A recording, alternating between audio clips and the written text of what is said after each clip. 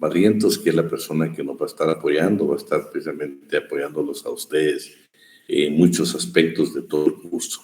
El curso nosotros lo veremos de la siguiente manera. Primero, quiero decirles de que necesitamos que usted aprenda con nosotros todo el material que nosotros aquí les demos. Primero le vamos a indicar que todo va a quedar grabado, todo lo estamos grabando para que ustedes pues tengan donde acudir para el día del examen, y aparte de eso el material se lo vamos a hacer llegar a través de Classroom para que usted no esté pendiente de estar distrayéndose en otros aspectos, sino aprendiendo con nosotros. Entonces, yo quisiera pedirle a usted el favor de que en este curso vamos a tratar de tener en el primer parcial, aparte de lo que les demos, vamos a tener 2 comprobaciones de lecturas. Un libro de cultura general y también vamos a tener la parte del derecho guatemalteco. Quiero decirles que para mí es un verdadero honor ser su profesor. Queremos tener amistad con ustedes, no somos de los docentes que creemos de que usted vino a la facultad para egresar como abogado y notario, y nosotros únicamente debemos ser los instrumentos precisamente para que usted lleve a cabo su sueño de egresar un día como profesional del derecho de nuestra querida Facultad de Ciencias Jurídicas y Sociales. Así de que, por favor, están en la etapa intermedia, que no encuentren ningún obstáculo para poder concluir su carrera. Muchos de ustedes van a ser los primeros profesionales de su familia, muchos de ustedes podrán ser los segundos o incorporarse a abogados y notarios que hay dentro de la familia, pero lo importante es que usted aprenda con nosotros el derecho del trabajo. Lo importante es que usted tenga una visión de vida y que la visión es, solo hay una meta académica y es egresar como profesional de derecho. Aquí no se trata de que usted en su penso de estudios se quede y diga, bueno, 6º semestre aprobado, 5º semestre aprobado, 40 cursos aprobados, cierre de penso. Usted sigue siendo un bachiller, un maestro, un perito contador o un título medio. Pero para ser usted un egresado universitario, necesita precisamente aprobar sus exámenes técnicos profesionales y elaborar su tesis correspondiente. Ese es el sello. Aldo, no puedo quitar la música.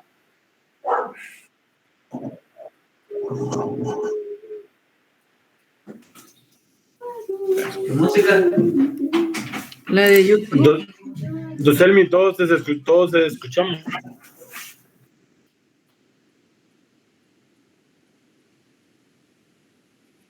Bueno, creo que ya va. Bueno, les indicaba pues, que para eso quiero que sueñen, quiero que ustedes aprovechen este tiempo. Nosotros únicamente vamos a hacer, como les indicaba, un instrumento. Yo quiero motivarlos, quiero decirles que espero en Dios que con la bendición de Él usted pueda culminar sus estudios. Yo creo que lo que yo siempre le he pedido, y para mí el éxito más grande que voy a tener como profesor o como profesional del derecho, yo tengo ya unos años en el ejercicio, más de 35 años de ejercer la profesión. Eso pues ya es la etapa final de mi vida profesional. Sin embargo, pues quiero verlos a ustedes triunfar. Como yo siempre lo he indicado, tal vez con mi mano temblorosa, y un día quiero verlos en la televisión y verlos triunfar. Quiero verlos a ustedes como magistrados, como jueces, como fiscales, ¿por qué no decirlo? Como fiscal general, como presidente de la Corte Suprema de Justicia, director de la Defensa Pública Penal, director de INACIF, o por qué no, magistrado de la Corte de Constitucionalidad. Hasta ahí tienen que llegar sus sueños, o un profesional en el ejercicio de la profesión liberal con mucho éxito en Guatemala. Yo quiero precisamente, qué orgulloso me voy a sentir de poder yo decirle a mi familia, el licenciado, el doctor, el maestro que está ahí tomando posesión, el maestro que está en ese proceso y está discutiendo, fue orgullosamente también alumno en nuestra sección, compartimos con el ciudadano. Ese es mi sueño más grande, ¿oye? Y yo quiero que con lo que usted quiero que siempre sueñe, con lo que siempre sueño. Yo tuve la bendición de ser autoridad en nuestra casa de estudios, y lo que más me motivó, lo que más recuerdo y jamás se olvidará, es el momento histórico, cuando a miles de estudiantes me tocó ponerles el bonete y decirles, y yo quiero que usted sueñe, que Daniel, que Karen, que Javier, que Leslie, que todos ustedes sueñen ese momento, primero de darle lectura a la dedicatoria de su trabajo de tesis, el dedicarle el acto a Dios, o pues respetar si usted no cree en Dios, a su familia, especialmente a sus papás, y si sus papás no hicieron su función, pues ¿quién la hizo? Pero qué momento más histórico, que uno siente un nudo en la garganta, que uno tiene ganas de llorar cuando tiene tanta gratitud en el corazón de aquellas personas que fueron bendición para uno.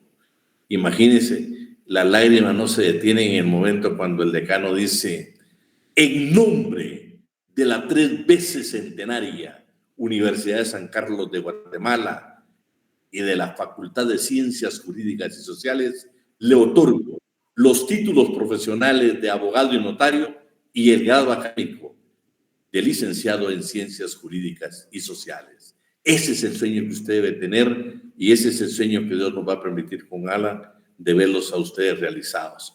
Así es de que bienvenidos al 5º semestre, bienvenidos a esta sección y bienvenidos al curso de Derecho Laboral. Para mí va a ser una bendición y yo sé que para el licenciado Alan también. Le voy a dar el tiempo para que él se pueda presentar. Muchas gracias, maestro. Bueno, buenas noches a todos. Buenas noches a todos. Bienvenidos sean todos ustedes a esta cátedra, a esta clase. Bueno, primero felicitarlos, ¿sí? Felicitarlos porque 5º semestre, eso quiere decir que pues ustedes están haciendo las cosas bien. Ya están más afuera que adentro, ¿sí? Ya están en el área, ya pasaron el área común, los primeros 2 años que son, la verdad, bueno, cuando estábamos presencial, el tema del S12, ¿no? El tema del S12, ya hoy, si fuera presencial y ustedes estuvieran ya en el S2, y créanme que hoy pues está recordando yo esos bonitos momentos cuando uno está en lo presencial. Me presento ante ustedes, mi nombre es Alan García, soy abogado y notario, profesional egresado de la Tricentenaria Universidad de San Carlos.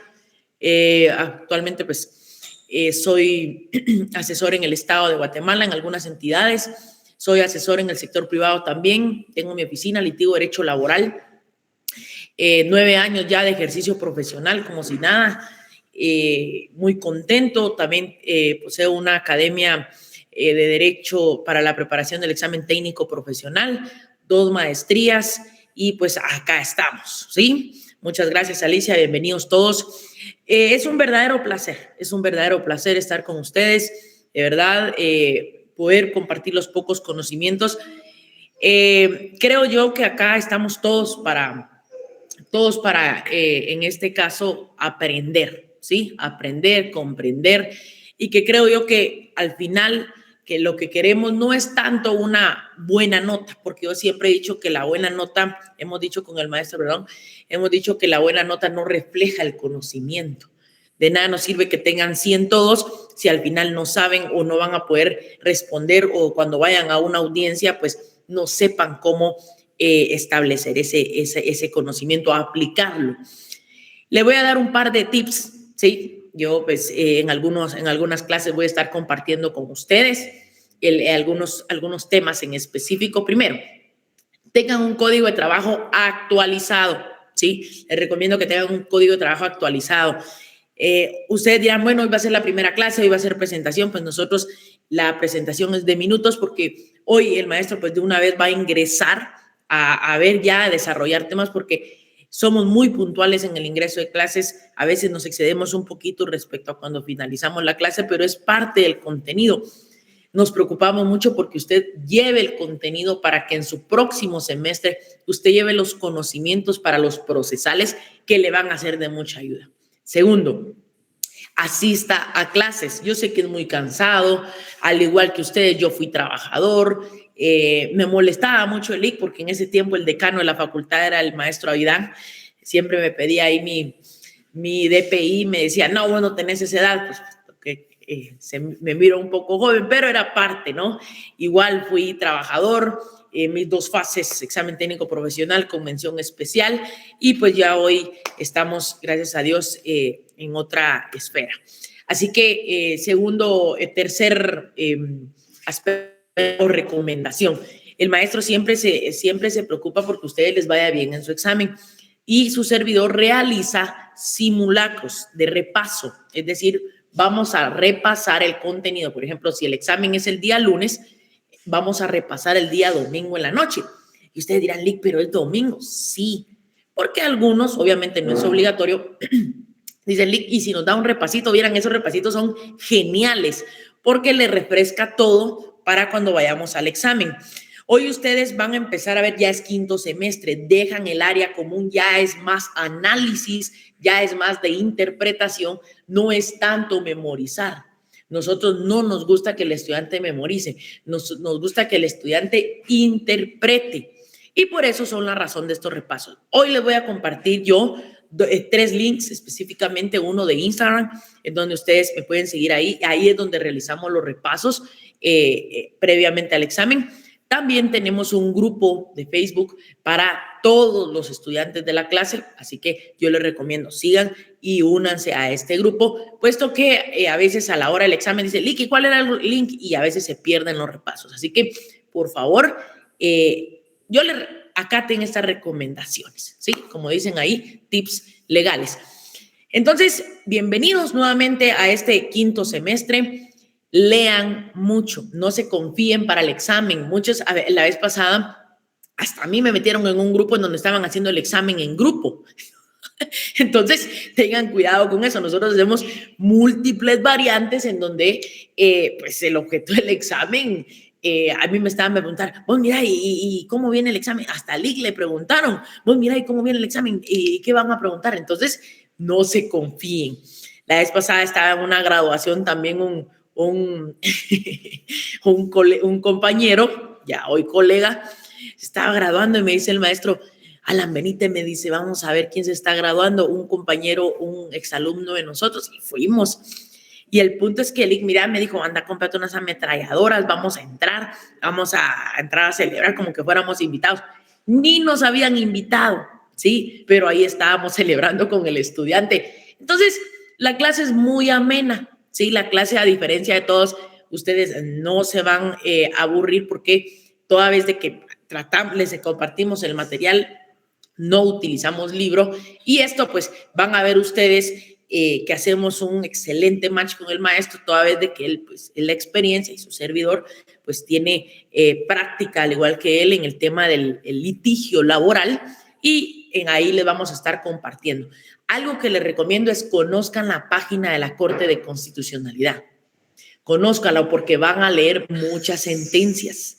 Van a leer varias sentencias. El maestro les va a decir, miren, jurisprudencia, ¿qué dice esta sentencia? Y ustedes van a decir, ay, Lick, pero ¿y eso qué es o cómo es? Váyanse familiarizando. Página del Ministerio de Trabajo, Oficina Nacional del Servicio Civil, porque van a aprender mucho este semestre. Se los puedo asegurar. Así que de mi parte, muchas gracias, maestro. Bienvenidos sean todos. Cualquier cosa estamos para servirles. Ahí el maestro valora mucho el tema de la asistencia. Hoy va a designar 2 personas por ahí, o quienes decidan ofrecerse, porque toma asistencia y él se aprende los nombres. O sea, que no hay tales de decir, Lick, fíjese que no me dio chance, toma asistencia. Entonces es importante, por favor. Así que bienvenidos, Dios me los bendiga y bienvenidos. Gracias, maestro. Muchas gracias, licenciado Alan. Bueno, vamos a dar inicio a la clase. El día de hoy pues, vamos a conocer un tema muy valioso que va a ser prácticamente la historia. Claro, vamos a ver algunas cosas, por lo menos va a haber un tipo de preguntas ahí que las vamos a analizar conjuntamente. Entonces, el día de hoy pues, vamos a entrar ya a los temas que están en el programa y precisamente vamos a entrar a los antecedentes del derecho del trabajo, historia del derecho del trabajo. Entonces, para antes vamos a iniciar con este pensamiento que dice, no existe un atajo hacia el éxito.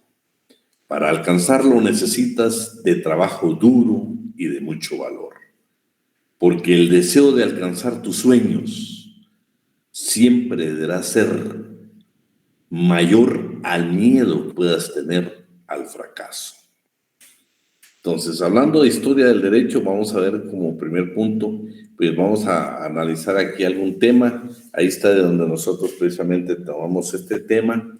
Pues son tratadistas muy valiosos, muy tratadistas como Néstor de Buen, que es el que vamos a tomar notas como base y comienza con ideas generales. La idea general dice que precisamente realmente el derecho del trabajo nace con la revolución industrial y que el trabajo como tal siempre ha existido, que es diferente hablar del derecho del trabajo. El derecho del trabajo ya es la normación del derecho del trabajo, cómo prestar esos servicios, precisamente deben de estar regulados y debe haber una norma coercitiva para quien la infringe, especialmente el patrono.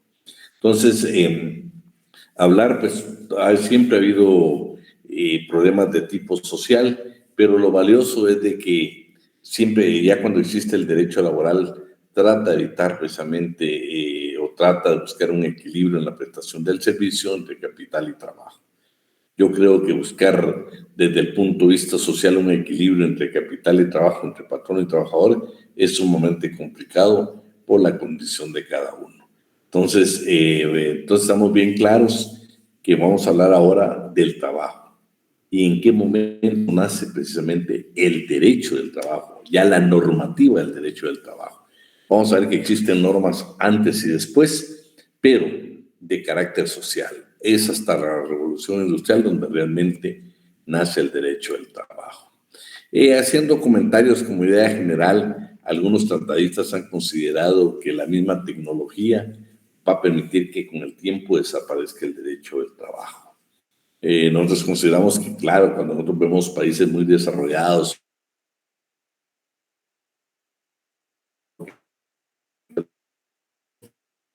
en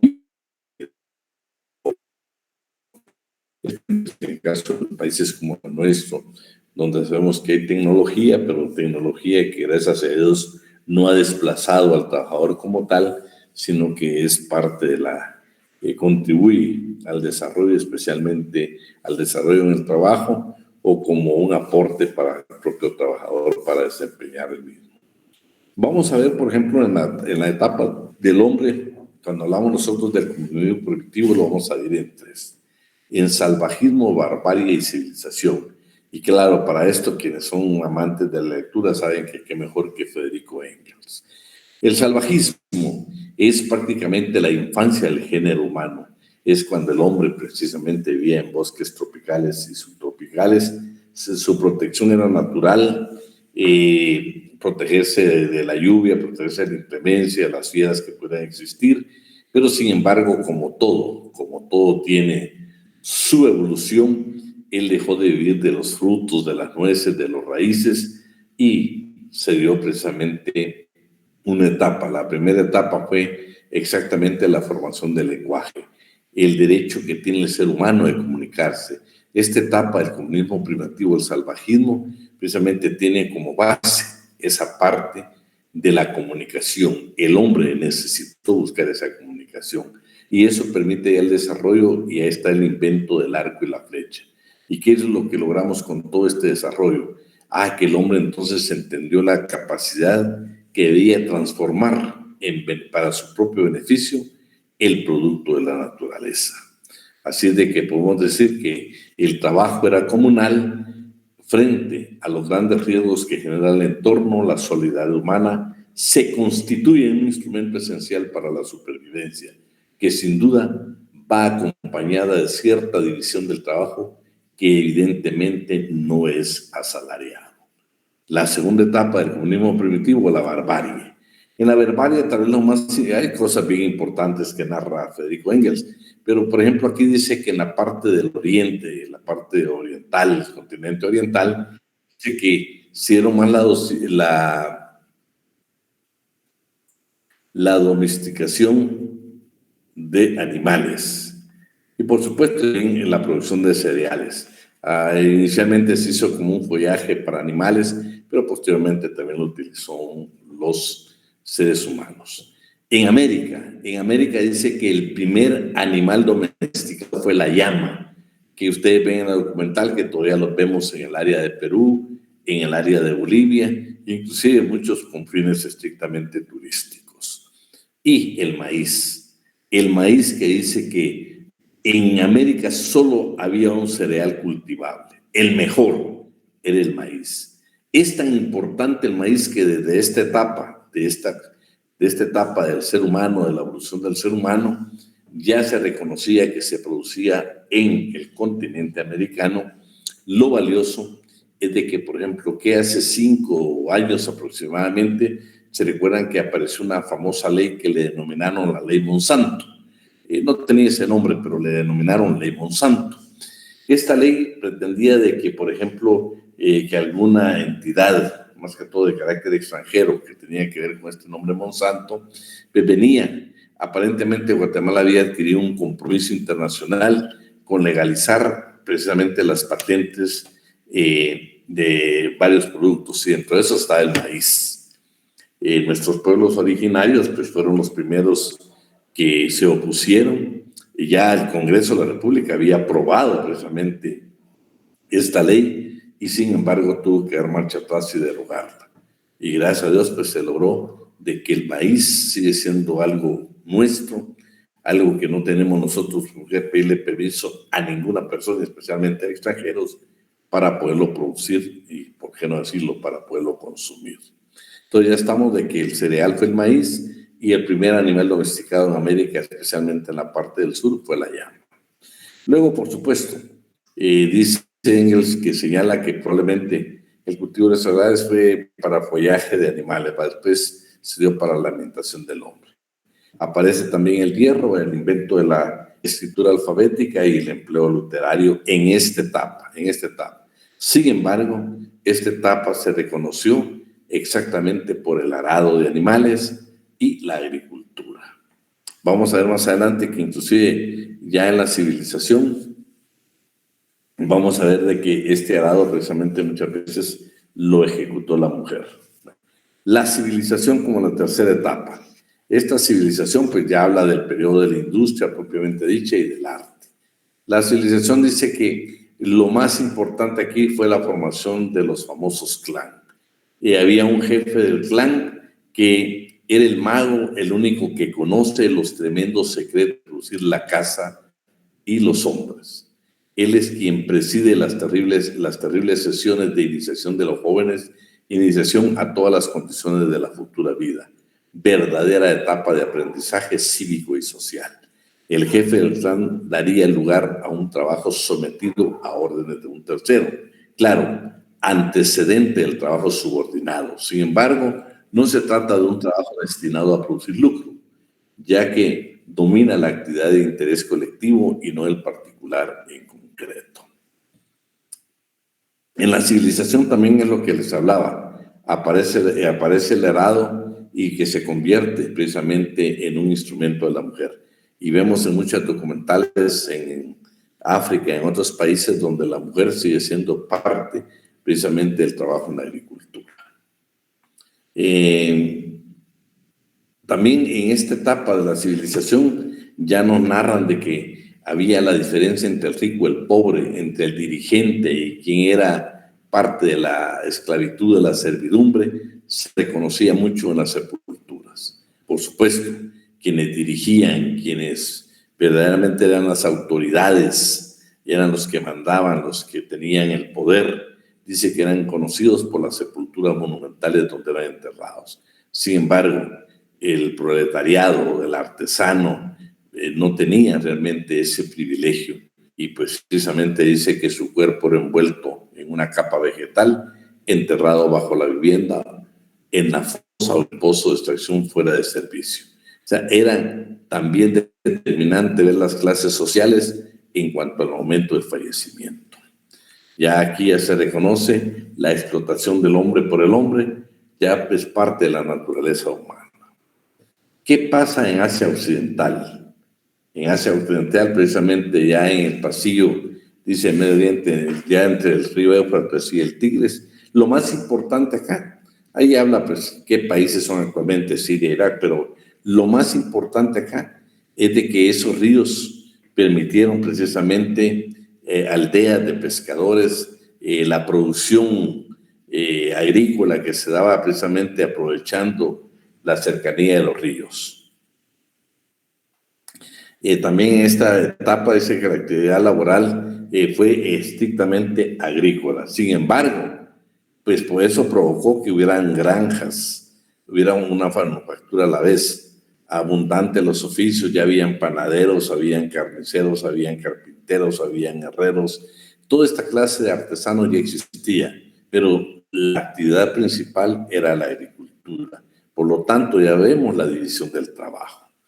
Se trata de una sociedad en la que la propiedad privada está fuertemente establecida. Las tierras explotadas de diferente manera, bien por colonos mediante una renta anual o mediante prestatarios militares o civiles, a veces a títulos regulares, sin títulos regulares, perdón. También aparece la institución del servicio feudal, que implica la concesión de bienes inmobiliarios hecha a título hereditario por el poder público a un individuo a cambio de una obligación de servicios personales. También quienes son religiosos vamos a encontrar ahí algún tipo de división del trabajo. Por ejemplo, en esta cita bíblica que es Primera de Reyes, capítulo 5, versículo del 13 al 18, habla que el rey Salomón reclutó a 30,000 israelitas que iban a ser hombres de prestación obligatoria. Y dice que los mandaba de 10,000, alternando, mandaba de 10,000 en 10,000 a trabajar en el Líbano. Y regresaban a descansar 2 meses en sus casas. Pero lo importante acá es de que él tenía un grupo precisamente de trabajadores específicos para lograr determinado trabajo y los hacía precisamente a través de grupos de 10,000. Para Guillermo Cabanelas, de que es un tratadista que ustedes van a ver mucho, su diccionario lo van a ver muchos ustedes durante la carrera, ya lo han visto, lo van a ver inclusive en el ejercicio de la profesión. Él ahí en el código de Hammurabi o Hammurabi, como le llaman algunos, dice que en el mismo ya se reglamentaba el trabajo, el aprendizaje y el salario mínimo. Sin embargo, sigue siendo por una cuestión de tipo estrictamente social y no legal. Mario López Larrabe, en su libro Breve Historia del Sindicalismo, dice que el primer tribunal que juzgó en materia laboral fue un tribunal de los jueces de la agricultura, que por supuesto defendían los intereses del patrono, no los derechos de la clase trabajadora. Egipto, por supuesto, dice que se consideró que tenía mucho avance, mucho beneficio para los artesanos, para los trabajadores de la agricultura. Sin embargo, pues hay un tratadista que dice, no señores, la verdad es que existe mucha desinformación en relación a Egipto. Yo lo que les puedo decir es que el trabajo campesino es difícil y lo describe así. Dice, el trabajo o la vida campesina la describe de la siguiente manera: miserable, reducida a la merced de su señor y lo que es peor, de sus agentes, o sea, los intermediarios, demasiado pobre para poder instruirse, demasiado pobre para poder inscribir su nombre siquiera en una modesta estela. Pertenece a esa humanidad que vive sin dejar rastro y que a su muerte es más bien echada que sepultada en la arena del desierto. Su casa, una choza de cañas al borde de sus campos o una cabaña de barro seco en un poblado.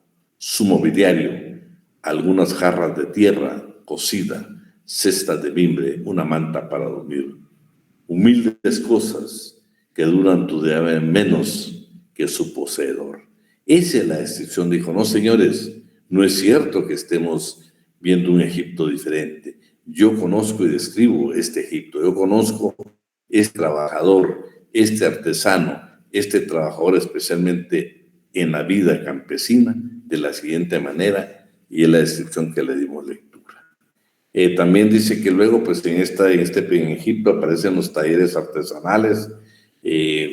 Dice que eran más que todo se consideraban pueblos rurales, donde se fabricaban tejidos, armas, barcas, se preparaba cerveza, carnicería, pero había cualquier tipo de artesano, cualquier tipo de actividad artesanal que también era parte del desarrollo de Egipto.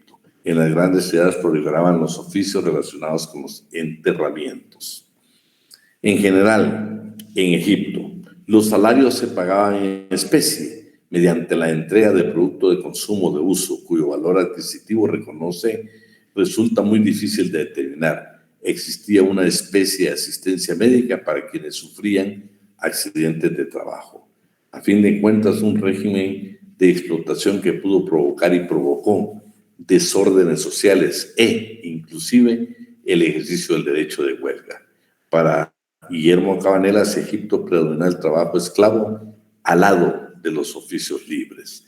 Vean qué interesante, porque precisamente cuando usted busque por ahí y va a encontrar la primera huelga documentada fue precisamente la que se dio en el periodo de Ramsés III.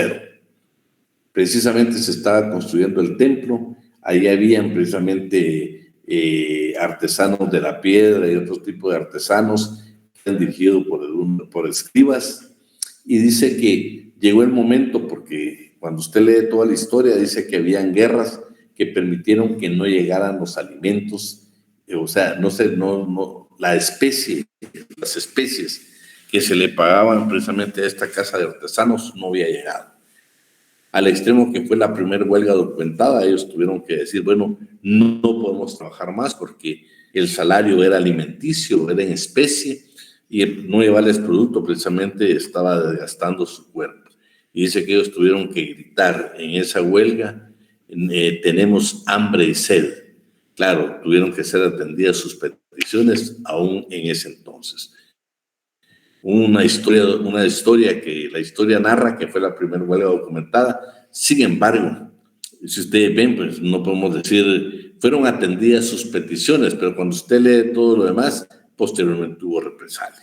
¿Por qué? Porque no era tan coercitivo, porque no había una legislación que precisamente lo permitiera. Grecia lo vamos a dividir en 3 periodos.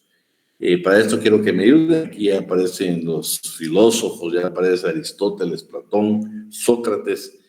Vamos a ver de que a pesar que hicieron grandes aportes en la filosofía, ellos consideraron de que Grecia lo más importante era la ética. Sin embargo, Aristóteles consideró que la esclavitud era ética porque era parte del sistema, algo totalmente controversial con un filósofo como él.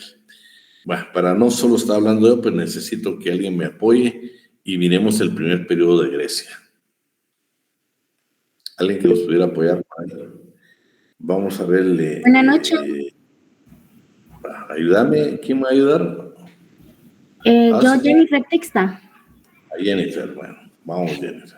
¿Desde el comienzo o solo lo que está subrayado en amarillo? Todo lo que está subrayado. Ok. El primer periodo, el más prolongado, culminaría alrededor del año 1050 antes de Jesucristo. Es conocido como periodo cretomicénico, síntesis de Creta y Micenas, y correspondería a una etapa de economía agrícola, construcción de palacios, y culmina con la aparición del hierro, lo que provoca la decadencia de las artes y de las técnicas. El momento histórico más relevante será la guerra de Troya, alrededor del siglo XIII. La organización de los artesanos, que ejercían una especie de obra auxiliar, ya que cada propietario trataba de resolver sus problemas con servidumbre y sus esclavos. Bueno, vean qué importante. Y este periodo precisamente dice que era la etapa de la economía agrícola, no había más. Claro, habían construcciones de palacios, y ya la aparición del hierro, había decadencia de las artes y la técnica, pero tal vez lo más valioso acá es que ha existido un sistema de organización donde los artesanos precisamente que tenían servidumbre, tenían esclavos, el Estado no intervenía porque no hay una legislación. Entonces eran los encargados de resolver sus propios conflictos. O sea, era el artesano, el que dirigía la organización, quien tenía, el dueño precisamente del sistema de la producción, era el obligado a resolver sus conflictos que se daban entre sus trabajadores, o sea, entre la servidumbre y los esclavos. Veamos el segundo periodo, por favor, Jennifer.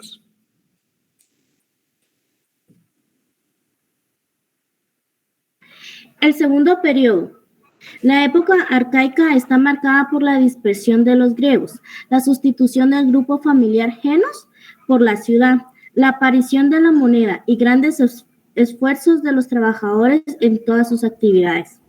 En esa época se regresa a la actividad individual del trabajador, básicamente actividades artesanales, sin faltar las actividades comerciales propias de un pueblo navegante. Los trabajos y los días, las dificultades que encontraban los campesinos en tierras crueles en invierno y duras en el verano para llevar a cabo su labor. Vean, entonces en este segundo periodo dice que ya había dispersión de griegos, ya había la aparición de una moneda, ya habían esfuerzo de los trabajadores en todas sus actividades, pero seguimos con el problema que no hay una legislación, no hay un derecho laboral.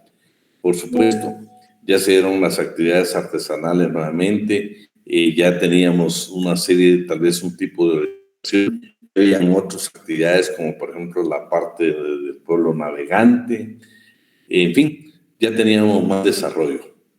También ya teníamos más problemas, por ejemplo, lo que aquí indica, los crueles inviernos y los duros veranos eran difíciles precisamente para los trabajadores, pero no existía una legislación, no existía algo que precisamente tuviera un tipo de prohibición. Por ejemplo, Solón, que fue considerado uno de los 7 sabios de Grecia, precisamente en Atenas, Solón dice: señores, ya es necesario que corrijamos muchas cosas. Y precisamente este párrafo que se llama el Tratadista nos da la parte humana de un Solón que trata de buscar un alivio precisamente para un sector muy explotado, muy reprimido, pero seguimos hablando, no habla del derecho laboral, habla de cualquier otra circunstancia menos del derecho laboral, menos de ver cómo se buscaba precisamente detener tanto abuso.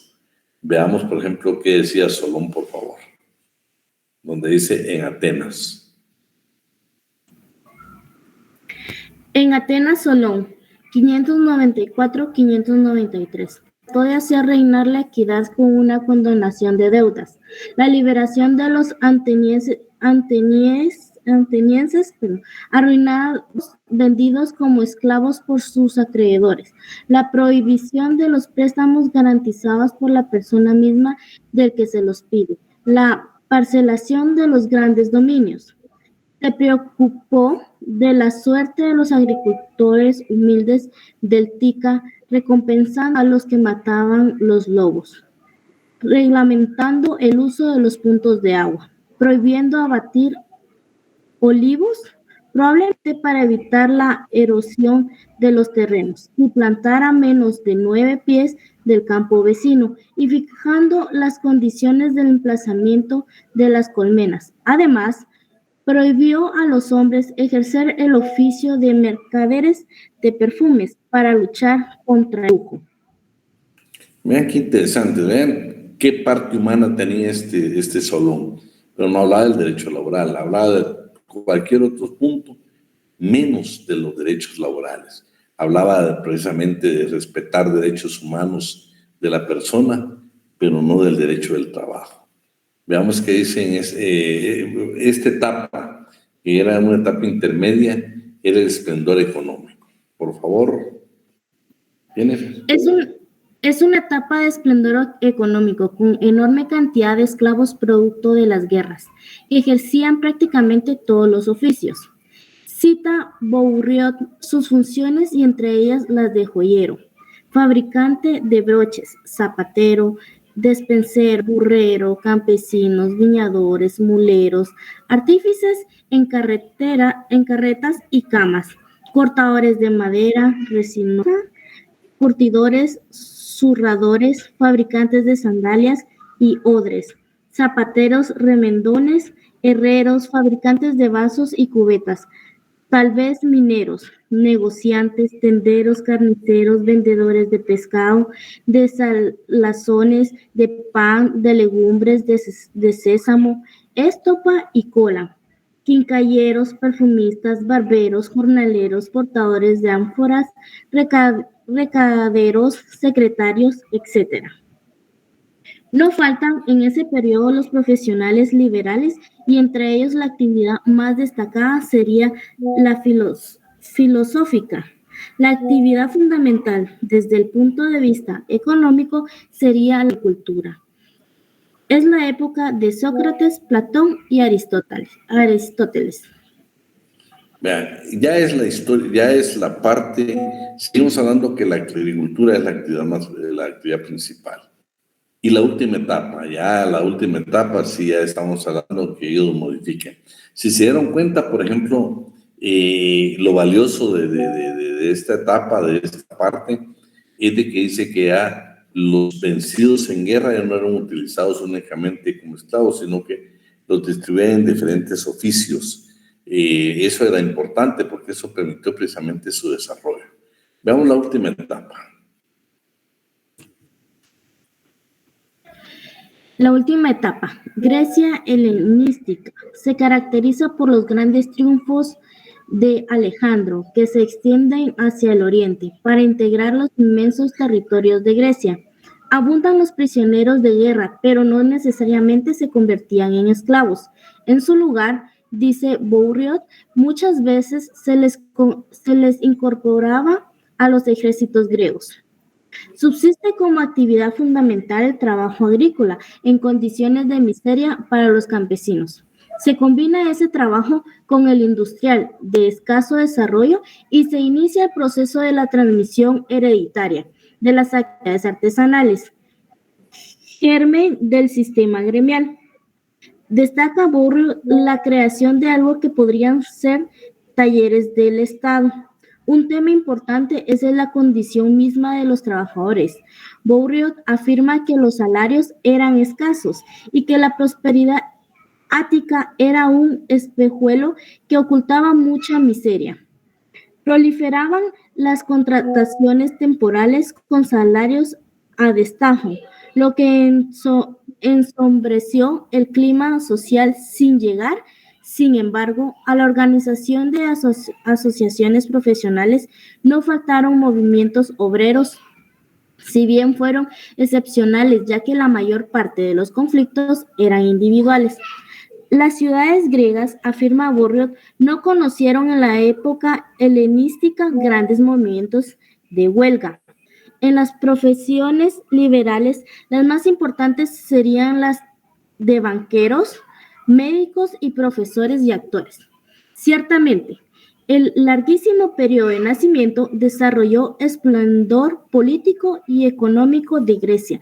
No se vio acompañado de un modelo social.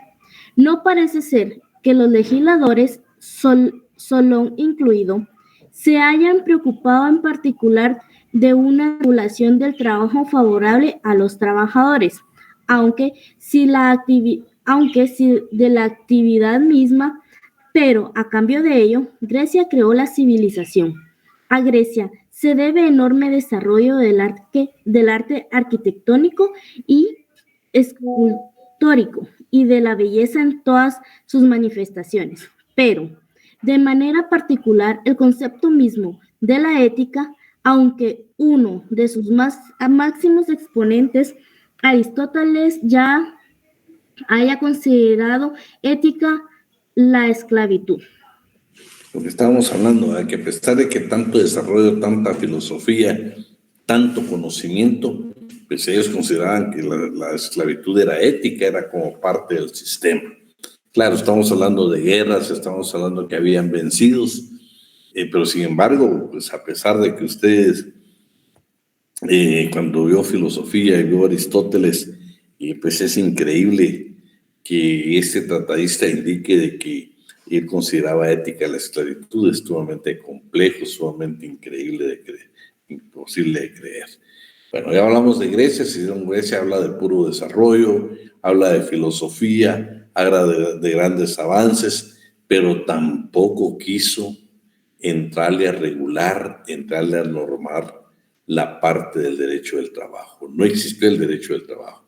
Existieron como estas decisiones o esta disposición que hacen en cuanto a Solón, muy importantes como para el ser humano, como los derechos humanos de las personas, pero no entraron nunca a conocer la parte del derecho laboral, la parte que venían de, precisamente, inclusive habla del salario de destajo, pero no habla de ninguna manera de regularlo, habla de alguna manera de definirlo, pero nunca una manera de que estuviera legislada de cómo se pagaba el mismo o bajo qué métodos o qué sistema. No existía una legislación para el respecto. Roma, por supuesto, es importante. Aquí tenemos que una de las cosas más valiosas es la intervención de la Iglesia Católica. Es importantísima en esta época de Roma. Vamos a ver lo más importante. Roma también hay grandes avances, pero tampoco tienen cuidado. Aquí vamos a ver que aparecen los famosos colegios romanos, que precisamente puede ser un antecedente histórico de lo que hoy conocemos el derecho colectivo, el derecho de asociación, los sindicatos, pero eran precisamente organizaciones, seguimos hablando de artesanos o de profesionales. Vamos a ver una división que ellos hacen aquí de los colegios romanos, y posteriormente vamos a ver que después vienen las guildas germánicas y que después de las guildas aparecen las benditas corporaciones y el sistema del sistema feudal. Pero quedémonos en Roma ahorita, veamos nada más lo subrayado. ¿Quién nos puede ayudar por ahí? ¿Quién levantó la mano? ¿Quién nos iba a apoyar? Yo podría ayudar. Va, por favor. El mundo romano podría dividirse en una primera etapa de protagonismo estruco. Te lo voy a hacer más grande. No, ¿o te queda mejor así o así? Así está bien, gracias. Va. Ok. De cartagineses y de galos, en la que predomina la vida agrícola. Una segunda etapa que se concentraría el territorio hoy de Italia, con la fundación de Roma, obviamente de escaso desarrollo económico. La tercera correspondencia a la integración militar del Alto Imperio, en el que subsiste el trabajo agrícola con poca actividad industrial. Y por último, el Bajo Imperio, en el que Roger Remondón encontró una cierta política social. Espérate, solo vamos a ver eso. Vean cada una de las etapas y sigue hablando de la vida agrícola, sigue hablando de poco desarrollo económico, sigue hablando de una tercera etapa que es una integración militar, pero sigue subsistiendo el trabajo agrícola. Y por último, el Bajo Imperio, que hay cierta política social, pero no estamos hablando precisamente nada del derecho laboral. En este segundo párrafo es que aparece la organización de los colegios artesanos, y precisamente, como les decía, es el antecedente, podría ser un antecedente histórico de lo que hoy son sindicatos. Veamos este segundo párrafo, por favor. La aportación fundamental de Roma a la organización del trabajo, más allá de la trascendencia política, militar, jurídica y artística, se encuentra en la organización de los colegios artesanos. Digamos. Ok. Tuvieron cierto relieve político. Los colegios de alguna manera se relacionaban con lo que hoy podríamos denominar industria de guerra. Serían los tignari, carpinteros, los aerari, obreros del bronce y cobre, y los tibicines, tocadores de la flauta, o cornicines de trompeta. Cada oficio tomaba la centuria, dividida anteriormente entre jóvenes y ancianos, juniors y seniores. Otros 5 colegiados de artesanos no formaban centurias y no tenían derechos electorales. Imagínate, ya habían divisiones en cuanto a los colegios de artesanos. Unos inclusive tenían derecho a voto, otros no podían participar en actividades electorales. Cómo estaban integrados y quiénes tenían algún tipo de participación, más que todo electoral. Pero si te das cuenta, estamos hablando de la división del trabajo, estamos hablando de obreros, estamos hablando de tocadores de flauta, de trompeta, de carpinteros, de división del trabajo, pero no en sí una legislación del trabajo. Sin embargo, es un buen antecedente para decir que es el antecedente histórico de agrupaciones o de asociaciones precisamente de trabajadores. En este caso, pues eran artesanos. Continuamos. De hecho, los colegios romanos integraban instituciones reconocidas oficialmente que no todas constituyeran organismos políticos. Afirma Saint-Léon que durante parte de la monarquía y la república, las corporaciones combatieron contra los patricios con una clara tendencia popular. La ley Julia abolió los colegios y las sodalitias, nacidas en los últimos tiempos de la República Romana, organizaciones civiles que participaban en entusiasmo en los comicios. La fecha de la ley Julia se discute, afirma Saint-Léon, que podría ubicarse entre el año 67 antes de Jesucristo y el año 64, fecha definida de Monsemen. Si se dan cuenta, entonces ya hablamos de los colegios, inclusive hablamos de esta ley Julia, que fue la que abolió los colegios de artesanos. Y ya vimos de que tenían una participación más de todo electoral. Su énfasis fue electoral, no en cuanto a defensa de intereses de trabajadores o de artesanos. Eran públicos y podían ser privados. Por ejemplo, vamos a leer esto, que no lo tengo subrayado. Entonces, los colegios eran públicos y privados. Ok. Los colegios eran públicos o privados. En los primeros, sus miembros gozaban de ciertas prerrogativas, como ser revalados de las funciones públicas, gravámenes municipales, libres de toda la tutela. Sus miembros no podían ser sometidos a tormento en caso de acusación, y, lo que parece más importante, quedaban exentos del servicio militar, lo que un país en constante guerra no parece una concesión menor. Fíjate qué tremendo, porque esto es en los públicos importantes, el exentos del servicio militar, y eran países en guerra, ¿verdad? Era un estado en guerra. Pero bueno, si se dan cuenta, no habla del derecho laboral, habla de cualquier otro tipo de organización, menos del derecho laboral. Entonces aquí, por ejemplo, ¿quiénes eran los colegios públicos? Eran los encargados de los boteros, encargados de transportar el trigo, los víveres, los impuestos de las provincias, los panaderos, los salchicheros, los trabajadores de cal destinados a las construcciones. Estos integraban precisamente los colegios públicos de los colegios artesanos. Los privados eran formados por banqueros o prestamistas, eran por los trabajadores de los obrajes de madera, eran los obreros de piedra y mármol, los fabricantes de mantas, los mercaderes de vino, los profesores, los alfareros, los fabricantes de estelas de caña y los borriqueros. Esos integraban los colegios artesanos privados, y a los públicos ya indicamos. ¿Qué estructura tenían? Estaban divididos, por ejemplo.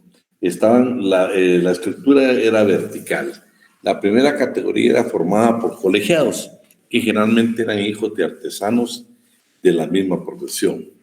Yerno o heredero o simple candidato.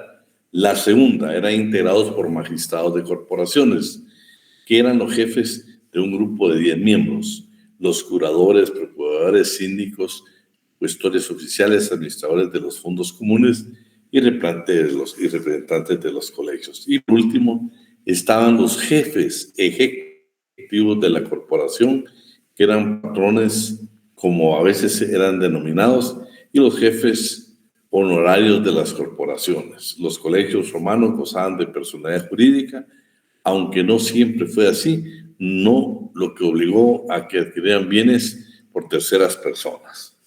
Y dice, por último, que los colegios romanos tuvieron gran desarrollo en la Galia romana. Ya terminamos con Roma, ahora sí nos interesa la Edad Media. Aquí, fíjense, pues hablamos de los colegios de artesanos. En la Edad Media vamos a hablar, en la parte de Alemania, de las guildas, y la etapa, la Edad Media, lo más importante es la corporación de artesanos, que ya se le pidieron estatutos. Ya esos estatutos puede ser un antecedente de algún tipo, porque ya querían regular en cuanto a algunos aspectos en materia laboral. Veamos qué pasaba en la Edad Media. La vamos a dividir en tres: Edad Media temprana, la alta y la baja. Vamos a ver de un principio, por favor, Ashley. Ok. La temprana Edad Media corresponde a un periodo de economía cerrada. Vamos a leer donde dice después de la Edad Media. Perdón. En el primer párrafo, ¿es correcto? Sí. Ok. No existe un acuerdo unánime sobre lo que debe considerarse como el principio de la Edad Media. Los visigodos inician la conquista de Europa Central en el año 395 y antes de esa fecha del Imperio Romano. Ha celebrado pactos de los bárbaros, inclusive el gran desarrollo del derecho romano se produce al largo siglo VI, gracias a la labor complicadora del Justiniano, aunque ya entonces la capital del imperio era Constantinopla, en el lugar de Roma. ¿Sigo? Sí, por favor.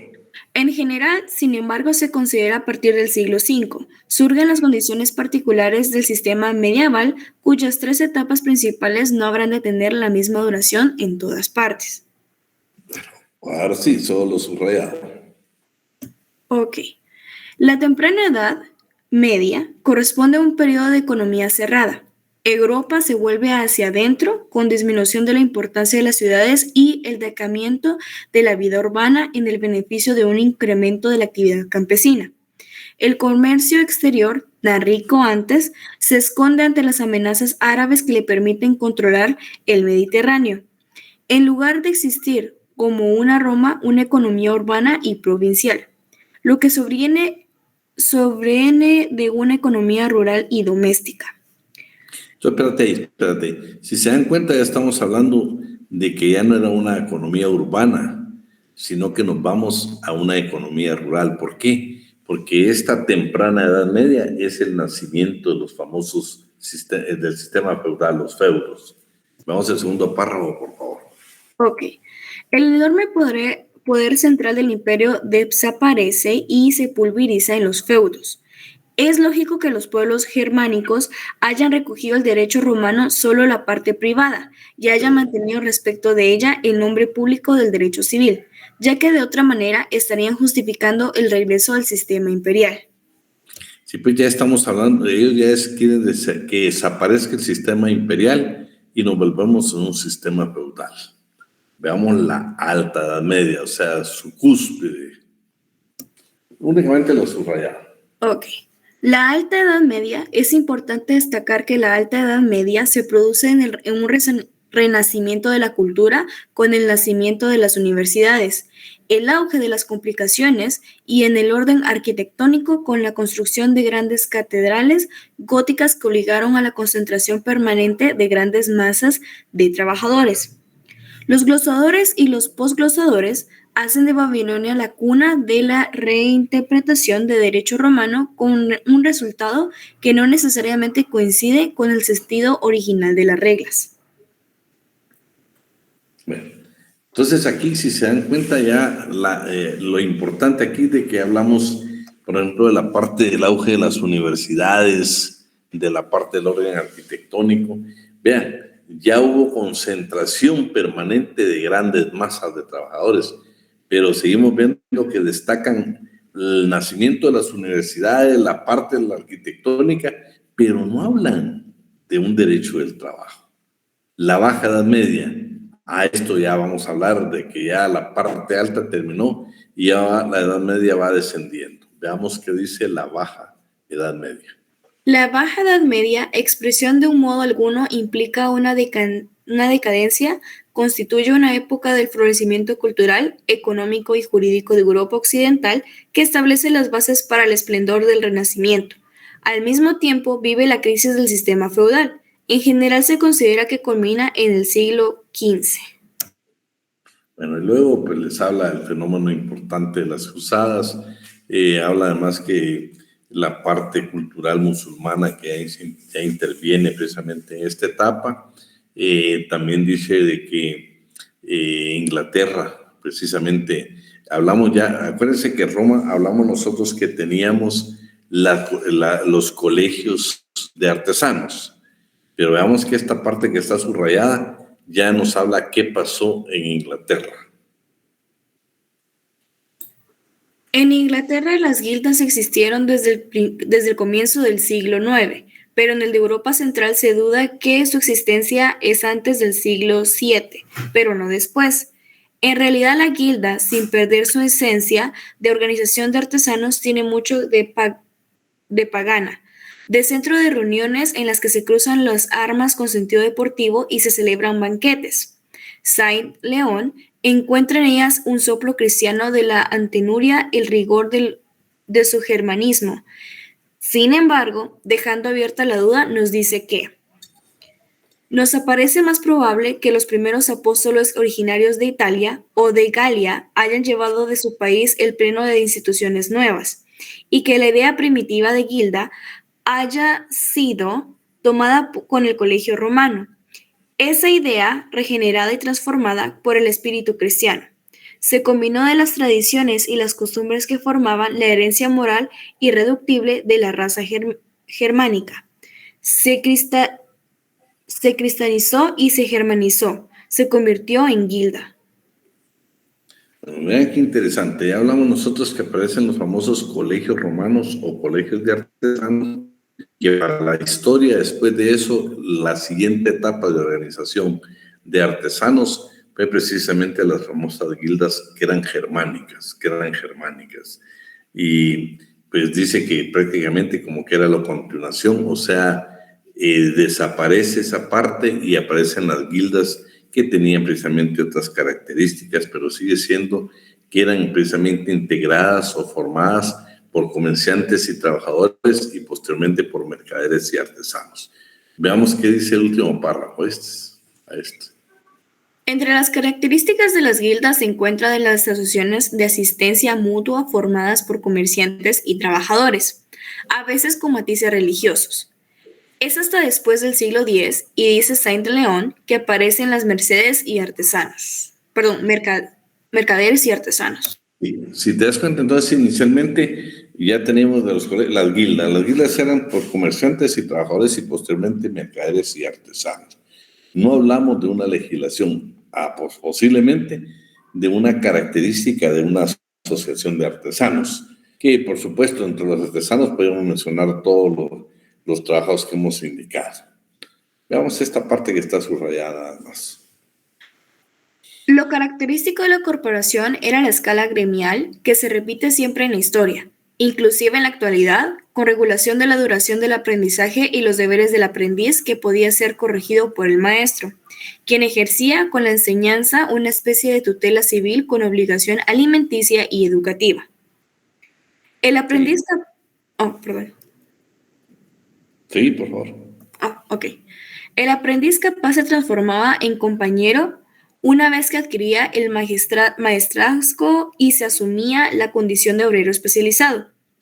El grado máximo de maestro exigía la realización de una obra maestra, un verdadero examen profesional ante el tribunal integrado por maestros que solía culminar. Se supone que, de resultar exitosa la prueba, con un costoso banquete el nuevo maestro ofrecía a sus iguales. Bueno, fíjense que esto tiene alguna importancia. ¿Alguien tiene el código de trabajo por ahí? Sí, licenciado. Pamela, léeme el artículo 170.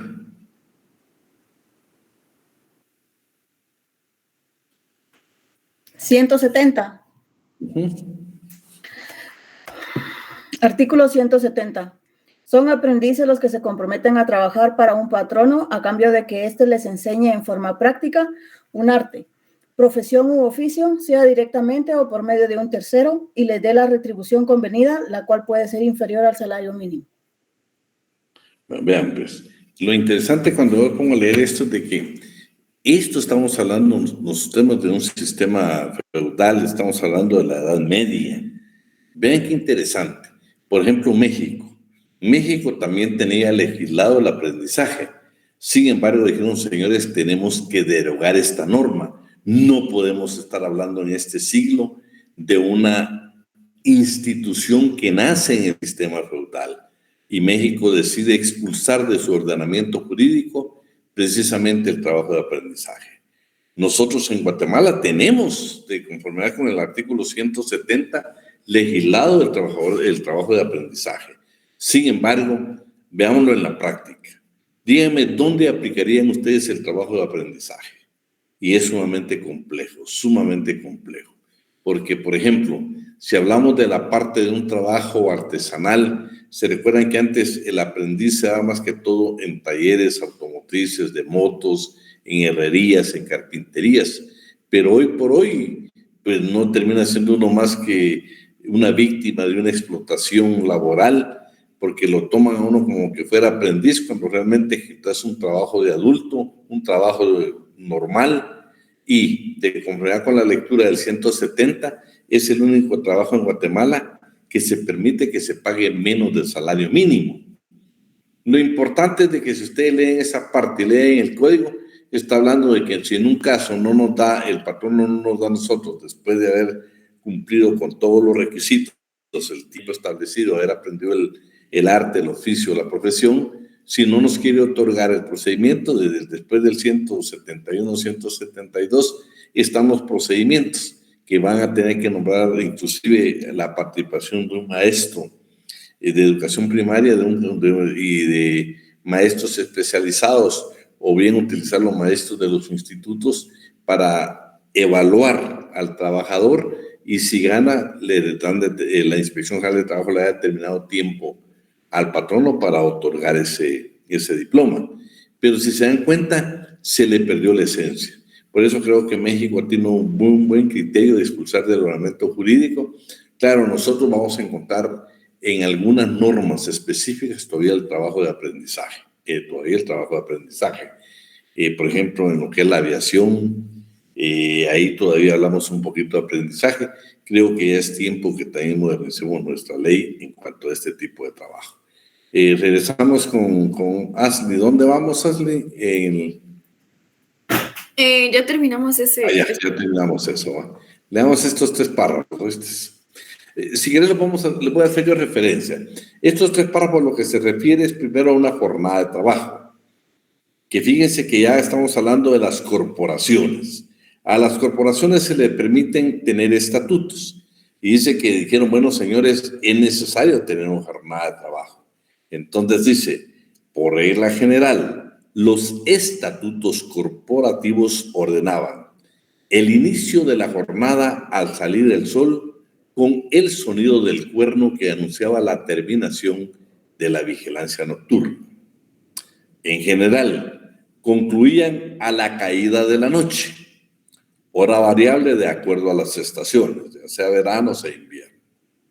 Aún podía haber oficios que determinaban una conclusión más temprana, al sonar las vísperas, que son términos que, por ejemplo, yo todavía creo que ustedes son muy jóvenes, pero si hablan con sus abuelos, se van a dar cuenta que antes se utilizaba mucho el famoso, había uno que era como guardián, no me recuerdo ahorita el nombre que se utilizaba, que era alguien que, por ejemplo, por las noches determinaba para hacer conocimiento de que había presencia, para evitar que alguien pudiera entrar a las casas. Creo que el celador se llamaba. Perdón, ¿me decís, Daniel? ¿Celador? Creo que celador se llamaba. Fíjate que sí, habían otros nombres también de esa época, que yo te digo, si ustedes logran hablar con las personas ya ancianas de su familia, les van a decir que eso se daba. Yo te digo, todavía en algunos países por ahí indicaban de que para terminar la jornada siempre el sonido de una sirena anunciando la terminación de la jornada. Pues lo importante es de que, imagínate, estamos hablando de este tiempo de la Edad Media, donde ya también se quería. Pero eran estatutos de corporaciones de artesanos. ¿Y quiénes eran las corporaciones de artesanos? Aprendices, compañeros sociales y estos. No estaban definidos como. Entonces, producción un taller artesanal que iba a producir productos precisamente para intercambio y otras situaciones. Pero ya se va la explotación, imagínate, jornada al salir el sol, ¿va? O sea, que por supuesto iba a variar. Pero mira, más importante la última parte. Quiere decir, al aparecer el lucero de la tarde. También se le llamaban guachimanes, también se le llamaban.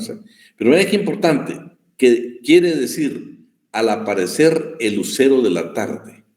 Eso es, yo no sé si todavía alguien ahí tal vez tiene la oportunidad de comentar con alguien de su familia de edad y se van a dar cuenta que estos términos todavía se utilizaron en Guatemala. Hace un tiempo se utilizaron. La segunda, vean qué interesante, estamos hablando de estatutos de las corporaciones. Ya existía un interventor, el preboste, y este dice que tenía lo utilizaban para resolver conflictos.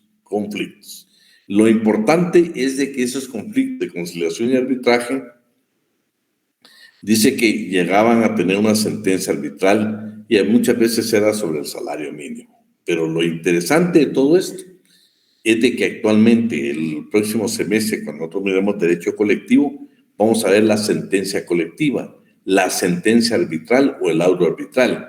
Vean qué antecedente histórico tienen precisamente esas instituciones que actualmente se ven en derecho del trabajo.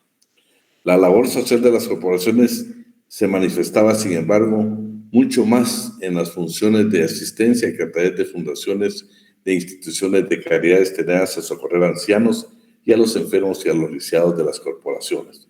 Eran estatutos de las corporaciones que tenían parte de la conciliación y arbitraje, que tenían parte de la jornada de trabajo, que tenían parte de la previsión social en cuanto a ancianos, en cuanto a enfermos, en cuanto a lisiados.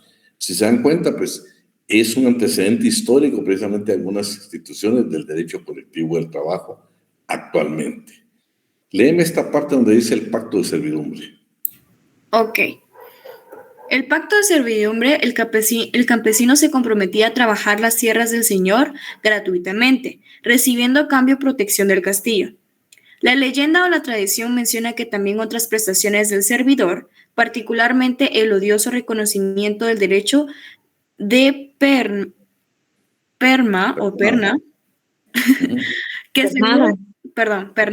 que seguramente decayó según pensaban los tiempos o quizá contribuyó también en la emancipación de los campesinos que huían de las ciudades para evitar los siervos. Ahí estamos. Esta parte, el trabajo en las culturas americanas antes de la conquista. Vean, aquí lo que hacen estos tratadistas es ver el relato en la historia verdadera de la conquista de la Nueva España, de Bernal Díaz del Castillo. Y aquí lo que él narra es que precisamente dice que tuvieron que caminar por una plaza con soldados y por supuesto acompañados también de otras personas, y que en esa plaza se dieron cuenta ellos de que ya había división del trabajo. Dice que ahí encontraron un montón de ventas de productos, incluyendo, dice, esclavos. Y eso ellos dicen, bueno, nos trae recuerdo las plazas de los portugueses cuando vendían negros en Guinea. Entonces, todos esos aspectos, dicen ellos, que en ese caminar por esa plaza se dieron cuenta que habían tantos productos que dijeron ellos, bueno, definitivamente aquí hay mucho artesano y estos artesanos definitivamente tenían que tener talleres artesanales. Es lo que ellos dicen, bueno, entonces estamos hablando de las corporaciones de artesanos, solo que en América. Entonces, para ellos también existieron este tipo de instituciones en América, según el relato de Bernal Díaz del Castillo. Y por último tenemos el trabajo de la Nueva España. Pues ese tema creo que sí lo vamos a ver el próximo día de clases. Solo quiero terminar con algo. Vamos a hacer una pregunta y quiero que ustedes escriban la respuesta. ¿Qué edad se requiere en Guatemala para trabajar? 18 años. ¿Qué más? ¿Quiénes opinen? 18 años y 17 con autorización de los papás. Decime, Efraín. Anteriormente, o sea, en el código está establecido que también se puede empezar desde los 14, creo, pero según un acuerdo ratificado en Guatemala, establecido por la OIT, solo se puede 18 años, recuerdo yo. No, miren pues, vamos a ver, alguien así rapidito, sí, vamos a ver bien claro esto. Vean, hay un convenio internacional de la OIT que es el 138, que se refiere exactamente a la edad mínima del trabajo. Guatemala ratificó este convenio y entró en vigencia después de que se elaboró el reglamento de aplicación del reglamento 138, que es precisamente una disposición, un acuerdo del Ministerio de Trabajo y Previsión Social. Si no estoy mal, es el 260-2019. Quisiera, si alguien puede ingresar así rapidito a la página del Ministerio de Trabajo. Ahí le va a mencionar trabajo de menores de edad o de adolescentes, le va a mencionar que son 15 años, ¿sí? Bueno, ya estamos claros que son 15 años, su base legal, convenio 138 de la OIT, de la Organización Internacional del Trabajo, y el reglamento de aplicación de este convenio, que es el 260-2019, que es del Ministerio de Trabajo y Previsión Social. No sé si alguien me lo puede buscar en la página para que lo pudiéramos publicar acá. Y va la segunda, y que de una vez me busque que hay una cartilla que se llama Cartilla de Trabajo de Adolescentes. ¿Sí? Segunda pregunta. Bueno, ya estamos claros que son 15 años. En el código van a encontrar ustedes 14, inclusive la Constitución. Corrigen y por favor, ahí pone que son actualmente 15 años. Ya es una norma que ha sido superada a través de un convenio ratificado por Guatemala.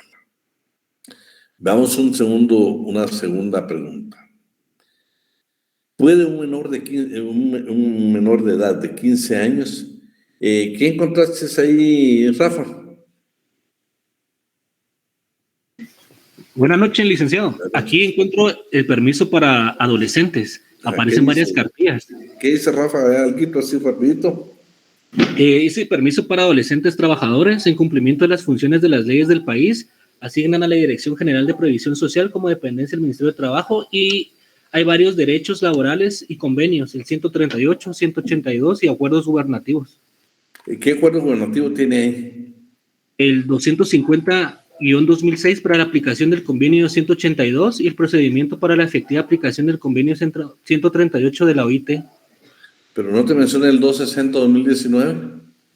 No, no aparece ese. Bueno, pero ahí te habla de la aplicación. ¿Quién aparece hasta de último, licenciado? Decime, Jimena.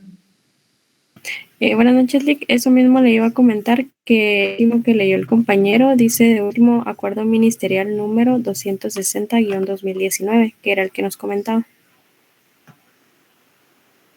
Bueno, ahí está.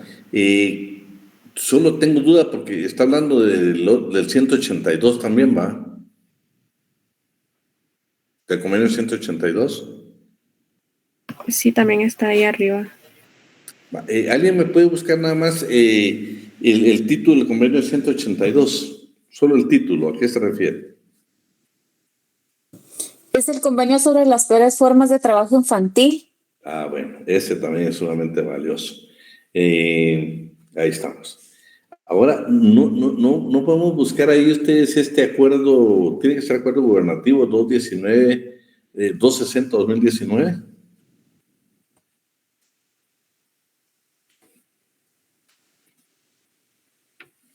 Sí está, licenciado. ¿Qué necesita?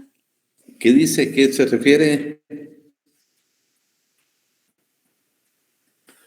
¿Qué dice el título? ¿Qué dice el título de ese reglamento, Brenda?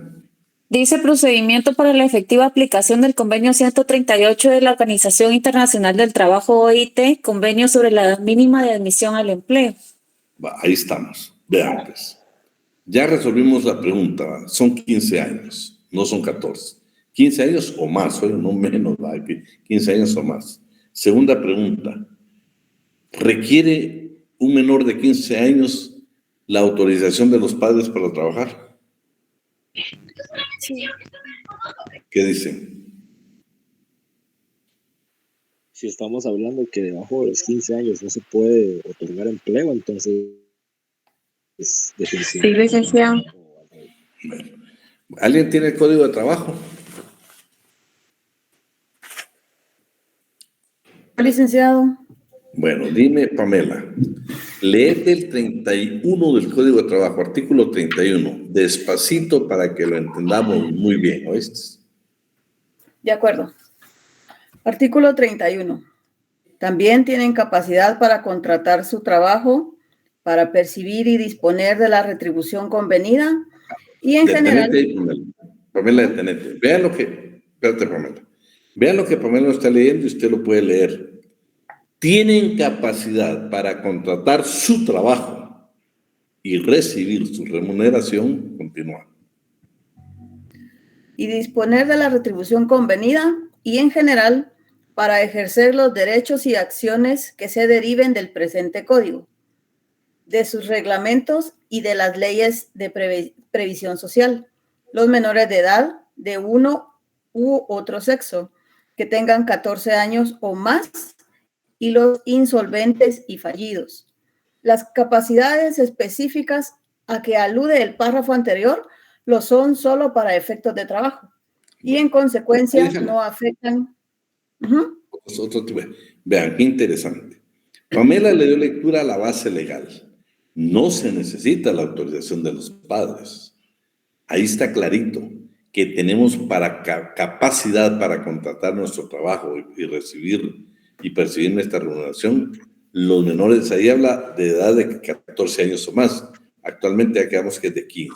Sí, ya corrige ahí su código y le pone 15. ¿Se dan cuenta?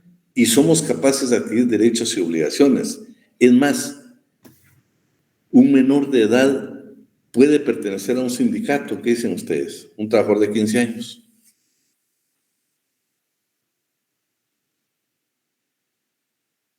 Ya es trabajador, ya vemos que sí puede contratar su trabajo, puede recibir. Sí, podría. Sí puede participar, es cierto, lo vamos a leer ya en su momento. Sí puede pertenecer a un sindicato. Lo que no puede es ser miembro de un comité ejecutivo, de un consejo consultivo. Pero sí puede, sí puede. Si yo le preguntara en un examen, vamos a ver, Karen Navarro, de 16 años de edad, pertenece al sindicato de trabajadores de la Mariposa Sociedad Anónima. ¿Falso o verdadero? ¿Qué me contestaría? Verdadero. Muy bien. Tiene que ser verdadero. Entonces ya estamos bien claritos en eso. Ahora, licenciado, disculpe. Dime.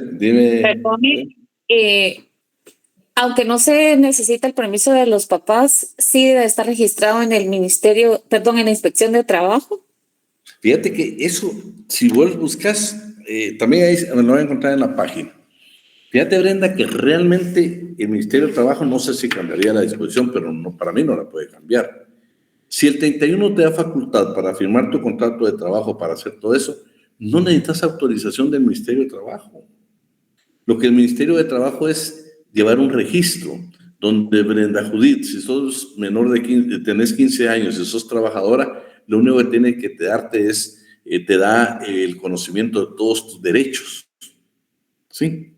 Más derechos que obligaciones. Entonces dice, Brenda, usted es un trabajador de 15 años, no es una autorización, sino que lo que te hace es, te inscriben para saber que hay un menor de edad. ¿Por qué? Porque te vas a dar cuenta que en los juicios donde participan menores de edad, la ley dice que la Inspección General de Trabajo debe ser tomada como parte por los derechos, que estamos hablando de un menor de edad.